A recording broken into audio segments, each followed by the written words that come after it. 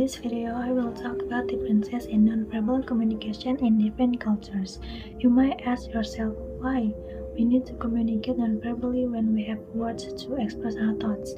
If you want to know why, you should know the definition of nonverbal communication first. So, what's the definition of nonverbal communication? Definition of nonverbal communication is the process of sending and receiving messages without using words, either spoken or written. It also called a manual language. In daily life, we often face a thousand of nonverbal signals and behavior, such as facial expression or hand gesture, to make a specific point, or the use and non-use of eye contact, physical proximity, and other nonverbal cues to get a message across. Whereas the signals can be so subtle that we are not really mindful of them. But research has recognized 9 sorts of nonverbal communication. These nonverbal communication types are facial expression. Our faces are like an emotional canvases, and our expressions are capable for a colossal extent of nonverbal communication. 2. Gestures. Gestures are universal in many ways. Nonverbal communication via gestures is so powerful and influential. It's an important way to communicate meaning without words. 3. Paralinguistics. Paralinguistics represent vocal communication that is separate from actual language. This includes several factors such as tone of voice, loudness, inflection, and pitch. 4. Body language. Body language is also provide a great deal of information in nonverbal communication.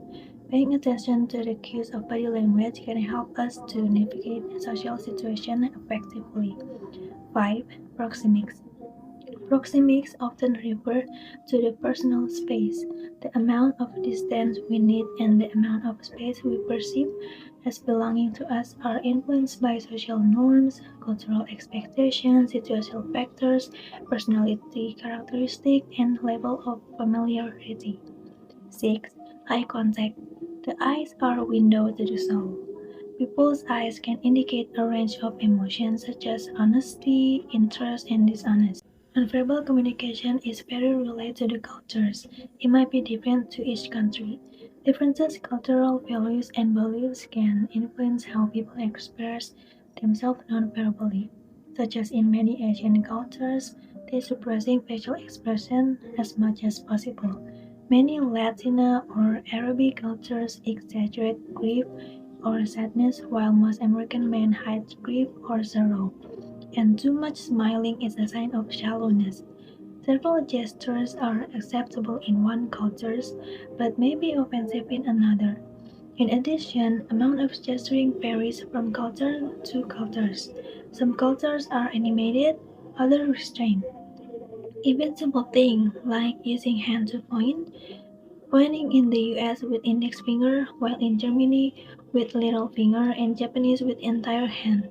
Most Asians consider pointing with index finger is rude. In body language, we send a lot of information about attitude toward person, like facing or leaning towards another. Emotional status such as tapping finger, jiggling coin, and desire to control the environment like moving towards or away from a person. We just need to be aware.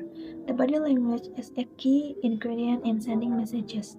Consider and following action and note cultural differences. Bowing means not done, criticized, or affected in US, while in Japan it shows ranks.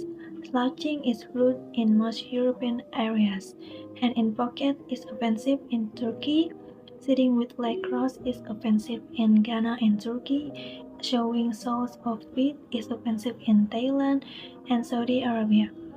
Paralinguistic or vocal characterization such as laugh, cry, yell, moan, it might convey different messages in different cultures. Like in Japan, giggling indicates embarrassment, while in India it indicates satisfaction. Loudness indicates strength in Arabic, and softness indicates weakness. It indicates confidence and authority to the German, while in Thailand, speaking loudly indicates impoliteness, and in Japanese, it indicates loss of control. In the tone of speaking, gender based as well. Women tend to speak higher and more softly than men. In USA, eye contact indicates degree of attention or interest, and it communicates emotion or defines power and status. In Western cultures, see direct eye contact as positive. Arabic cultures make long eye contact. It shows interest and helps them to understand the other person. While in Japan and the most Asian, Africa, Latin American, they avoid eye contact to show respect. In conclusion, nonverbal communication is an essential aspect of communication and it can be vary significantly across cultures. Understanding and adapting to different nonverbal communication and build a stronger relationship with people from diverse backgrounds. Thank you.